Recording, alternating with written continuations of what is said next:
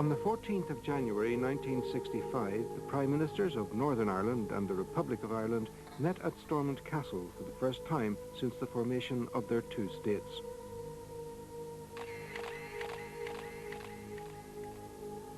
The Southern government had finally broken its links with Britain in 1949, but Northern Ireland preserved its union with the United Kingdom with what amounted to a Home Rule Parliament in Belfast. Standing sentinel at Parliament buildings is a figure of Edward Carson, the champion of the Unionist cause and a man totally opposed to the idea of Home Rule in Ireland.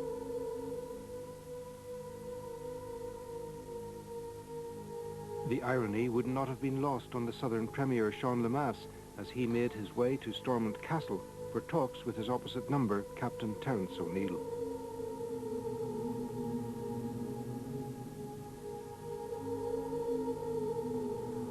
Outside Ireland, this meeting between two heads of government sharing the same island would be seen as making diplomatic sense. But within Northern Ireland, it was looked upon with suspicion.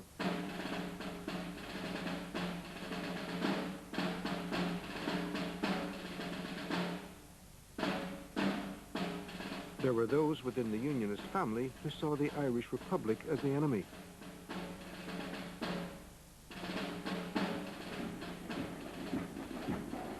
For them, O'Neill had shaken the hand of a man whose government's stated aims were a direct threat to their liberties and union with Britain. Their fears dated back to the turn of the century, when the idea of Home Rule for Ireland was first put before Parliament in London.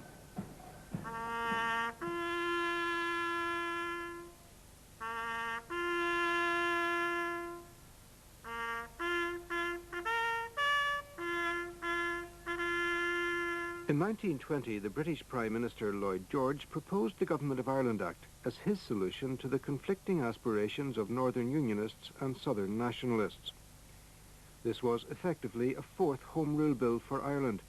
It divided the island into two separate self-governing states.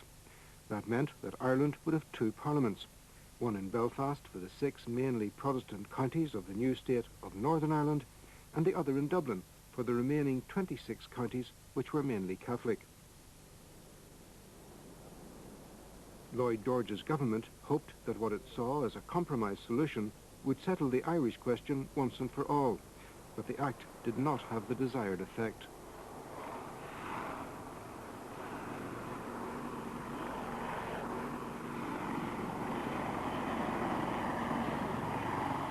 Partition of the island was to drive a wedge between Northern Unionists and Southern Republicans, and between Unionists and Nationalists within Northern Ireland. In 1921, the new Northern Ireland state came into being. Carson's successor, James Craig, became its first Prime Minister. By this stage, Northern Unionists had accepted that a Home Rule Parliament in Belfast, with a built-in loyal majority, was the only realistic way of preserving their union with Britain. In June, King George V arrived to officially open the country's first Parliament at the City Hall in Belfast. It was here that he addressed the members of the new government. Lloyd George used the King's speech to try and reconcile the opposing aspirations of the nationalist and unionist populations on the island. The King drew particular attention to the Council of Ireland, which had been set up by the 1920 Act. It was to involve Dublin and Belfast in seeking what it called harmonious action between both parliaments and governments. It was hoped that this council would lead to the eventual reunification of the island. The council never met.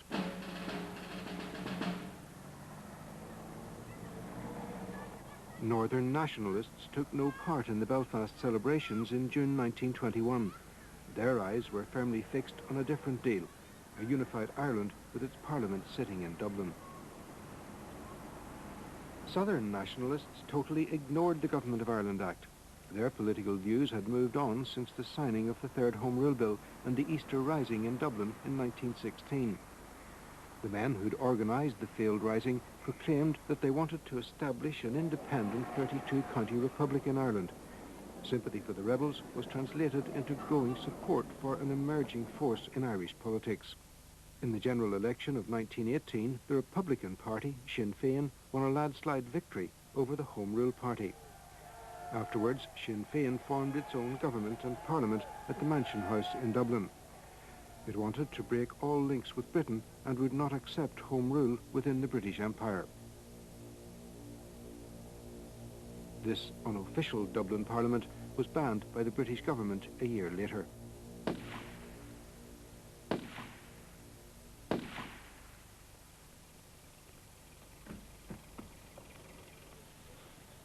Violence was also being used to further the Sinn Féin cause. The Irish Republican Army fought a war for independence from Britain. Ex-British soldiers were recruited in the fight against the IRA. Both sides fought a bitter war, where assassinations, ambushes and reprisals became daily occurrences. Parts of the country were placed under martial law. The security forces looted and burned towns and villages, the worst example being the burning of Cork city centre at the end of 1920.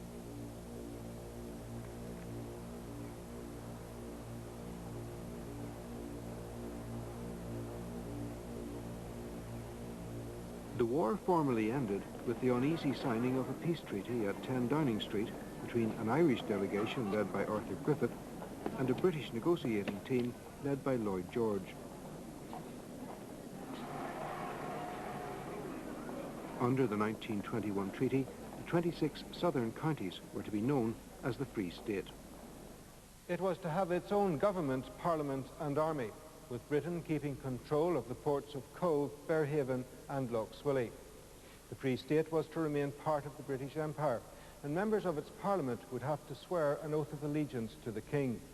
Northern Ireland was to keep the right of opting out of the Free State, and a boundary commission was to be set up to review the border between the two countries.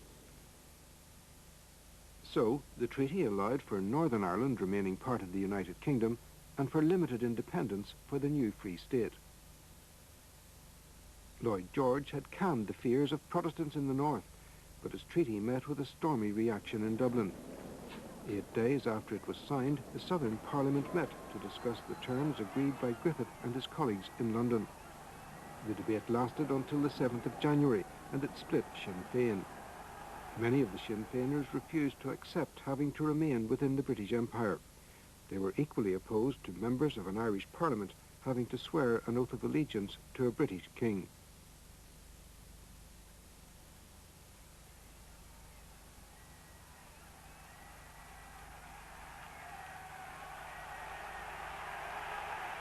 Eamon de Valera, one of the survivors of the 1916 Rising and the president of Sinn Féin, resigned as head of the self-styled government and walked out of the Mansion House.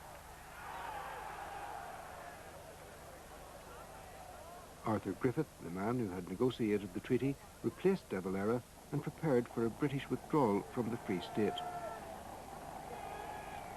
But new battle lines were already being drawn in Dublin. 7 months after the treaty was signed, its opponents rearmed themselves to fight against their former colleagues in a civil war more brutal than the campaign fought against the British.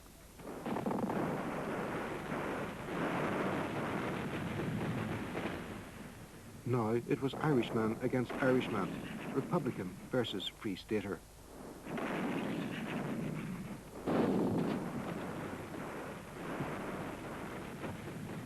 As civil war took hold in the south, Republican violence spread north. This led to the return of bitter sectarian clashes on the streets of Belfast. In 1922, a new weapon was introduced by the Northern government.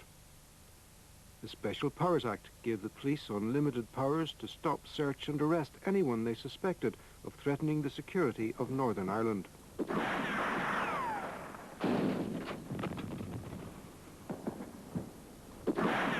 By the end of 1922, pro- and anti-treaty factions of the IRA were concentrating all of their efforts on the south. By now, the civil war had spread out into the country, and the pro-treaty forces had gained control of Dublin.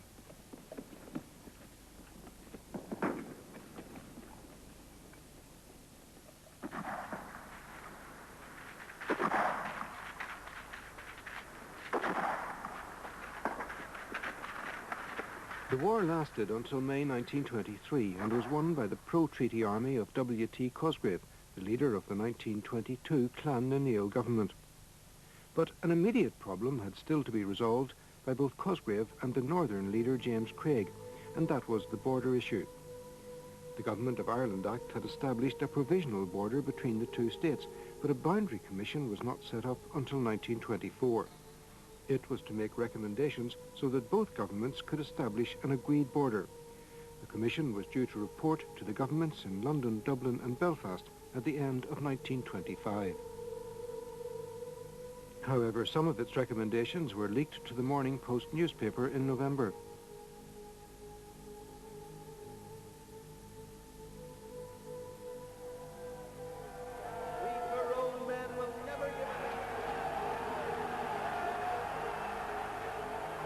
Both heads of government in Ireland feared that the subsequent outcry about changes in the border might lead to further violent clashes.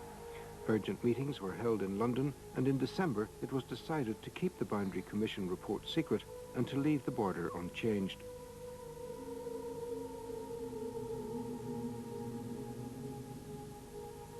Northern nationalists felt they had been sold out by Cosgrave.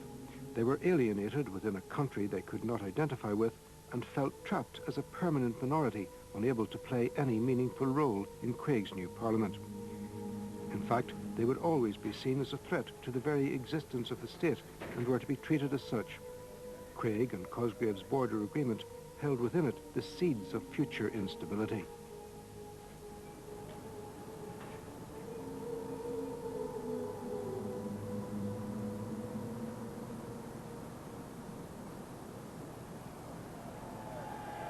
On his release from prison after the Civil War, Eamon de Valera argued that only the absence of a Republican voice in the Dáil had allowed Cosgrave to push through his border agreement. In 1926, he formed his own party, Fianna Fáil, and even though he was opposed to taking the oath, his new party went into the Dáil waiting for the opportunity to take power. That opportunity came in the 1932 general election. Cosgrave, President of the Irish Free State, is here seen delivering his biggest election address on College Green, Dublin. The leader of the government party is, however, faced with defeat at the polls. This result was not altogether unexpected, as the very firmness of Mr. Cosgrave's administration had made him many enemies. The Republican Party is led by Mr. de Valera, whom you see here. He has established a considerable lead in the returns, and his successes have been secured at the expense of all parties. In the 1932 election campaign, Fianna Fáil gave pride of place to abolishing the oath of allegiance to the King. They managed to win 72 seats compared to Cumann na Níl's 57. Then de Valera formed an alliance with the Labour Party and became the head of the first Fianna Fáil government. The governments in London and Belfast viewed this new situation with some concern.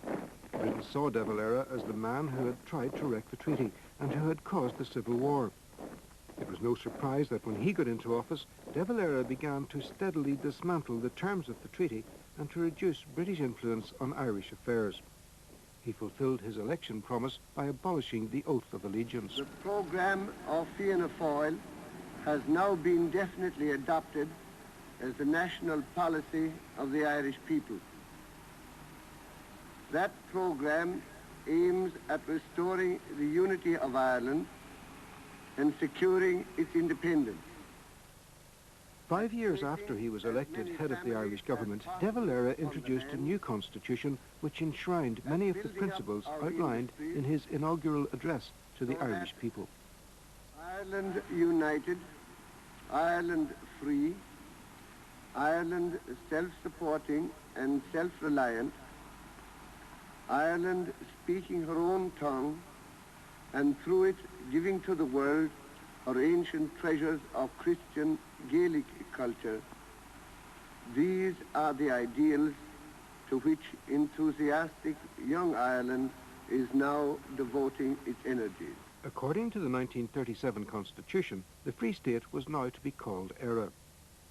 3 articles of this new constitution were particularly abhorrent to the Unionist population in Northern Ireland. Article 2 stated that the national territory of Éire consisted of the whole island of Ireland. Article 3 maintained that Éire had the right to rule all 32 counties and that the laws passed by the southern government would apply only to the 26 counties until Ireland was reunified. Article 44 recognised what it called the special position of the Catholic Church.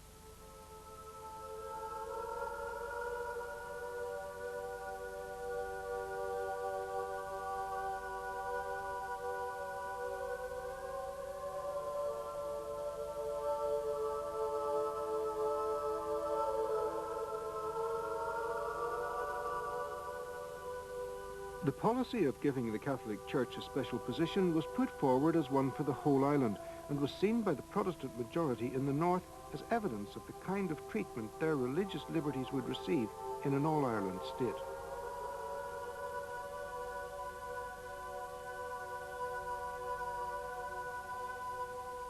The religious and political complexion of Northern Ireland can be gauged by a series of reports from the same period. The then Agriculture Minister, Basil Brooke, urged loyalists not to employ Roman Catholics, 99% of whom were disloyal.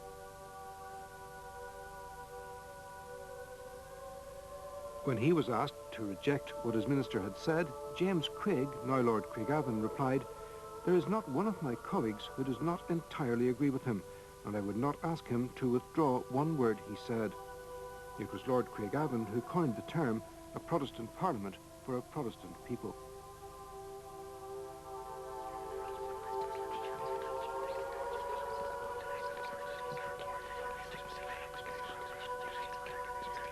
In the eyes of the Unionist leadership, Catholics had earned little sympathy because of their nationalist aspirations.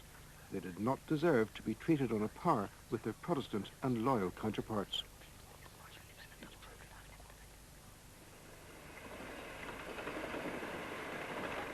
There were sharp economic divisions between North and South in the early years. Northern Ireland was more prosperous than its neighbour. The South was a largely rural society, dependent on what its farmers could produce. But its economy was placed under serious pressure, and De Valera suspended the repayment of Irish land loans to Britain. This led to an economic war between the two countries. The economic war which followed the non-payment of land loans almost brought the country to its knees. Britain was the main market for Irish farm goods, and when a tax was imposed on Irish imports, Irish farmers lost millions of pounds. Talks were held in London in 1938, and early in the year, both governments signed the Anglo-Irish Agreement, which brought the trade war to an end. As part of the agreement, the treaty ports of Lough Swilly, Bearhaven and Cove were given back to Éire.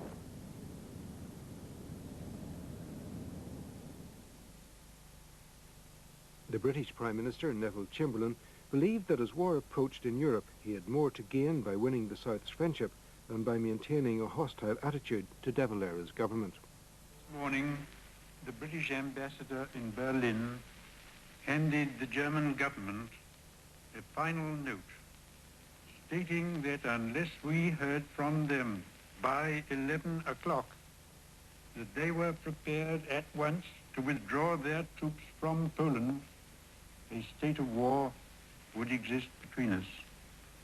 I have to tell you now that no such undertaking has been received, and that consequently this country is at war with Germany.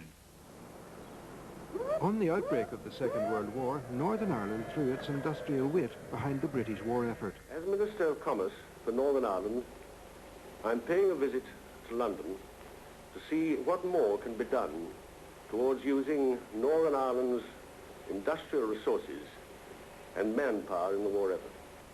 As you know, we are part of the United Kingdom. At meetings in Dublin, however, De Valera declared his intention of keeping Éire out of the war. He was convinced that his policy of neutrality was a timely way of demonstrating his country's independence from Britain. His decision was supported by Cosgrave. Éire was to be spared the horror of the next 6 years.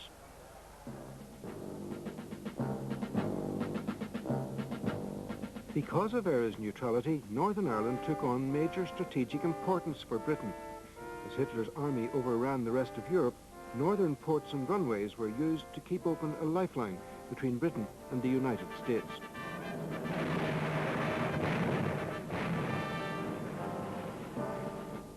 Northern Ireland's economic fortunes changed dramatically during the war years. The numbers involved in shipbuilding almost trebled. 10,500 people were working at Short's aircraft factory at the height of the war. Unemployment fell sharply as the demand for industrial and agricultural goods soared.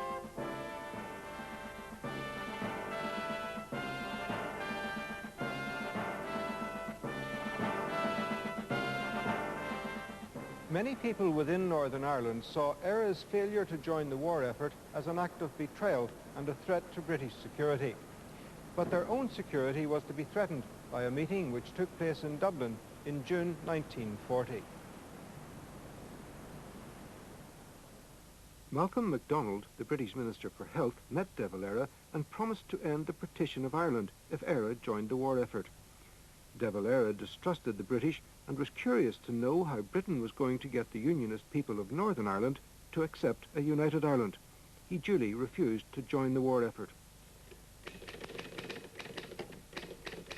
When Lord Craigavon learned that Northern Ireland was being used as a bargaining tool with the Éire government, he sent an angry message to the British Prime Minister, Neville Chamberlain. I am profoundly shocked and disgusted by your letter, making suggestions so far-reaching behind my back, and without any pre-consultation with me. To such treachery, to loyal Ulster, I will never be a party.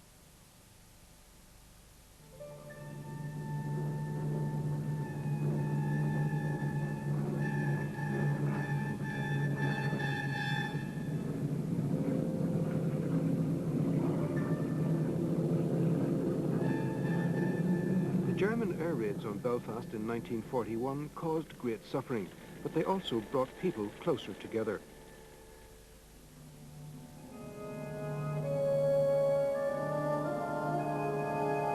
De Valera sent fire appliances from Dundalk and Dublin to help put out the fires, and relations between North and South improved for a short time.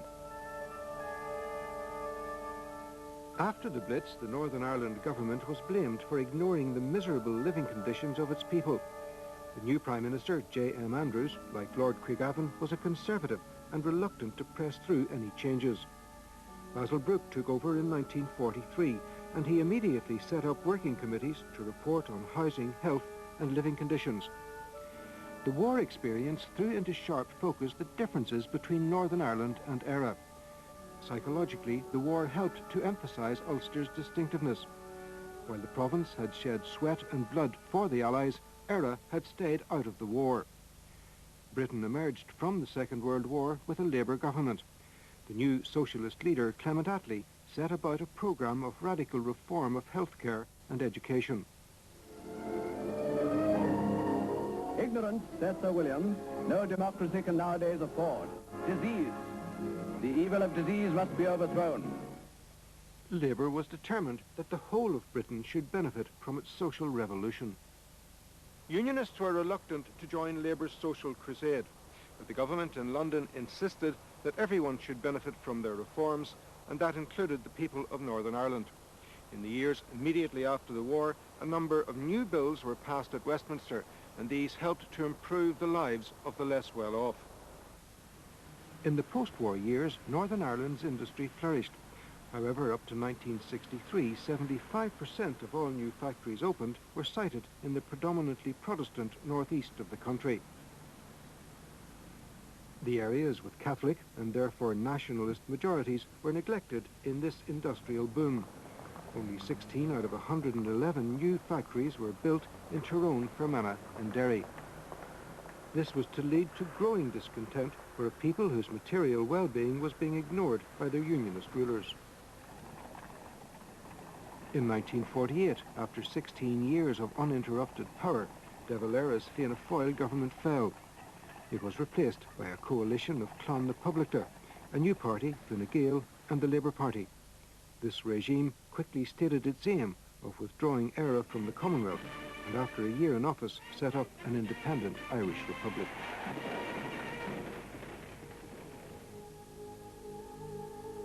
This set off alarm bells in the corridors of power in Belfast.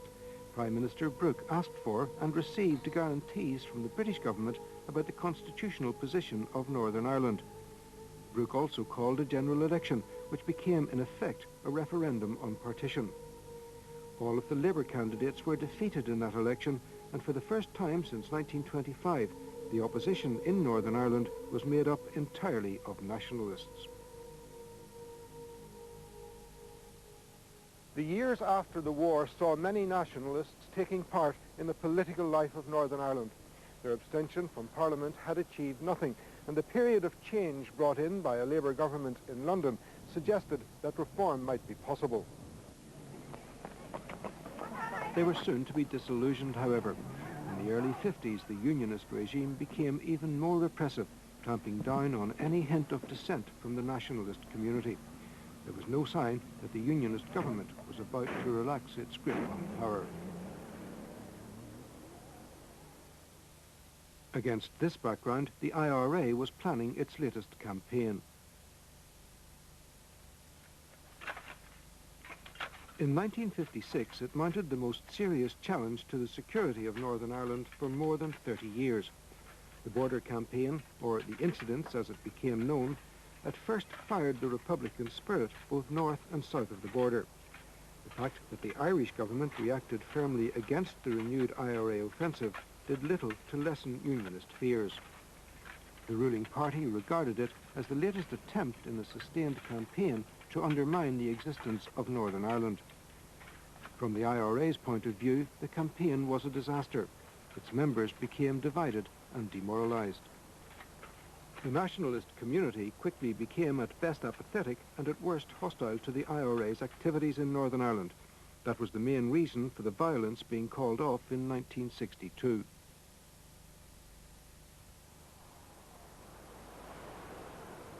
The following year, a new man took over in Northern Ireland. Terence O'Neill, like his predecessor, Viscount Brookborough, came from a privileged background. But the manner in which they took on their Unionist politics was markedly different. The Republic had made economic progress in the late 50s and early 60s, and O'Neill believed that it was in the country's long-term interest to develop economic links with his nearest neighbour. But there were forces within Northern Ireland that would take a stand against O'Neill's new politics. O'Neill's actions were to place Northern Ireland at a crossroads. The question now was, in what direction was it to proceed? Towards greater equality for all its citizens, or the maintenance of a Protestant Parliament for a Protestant people?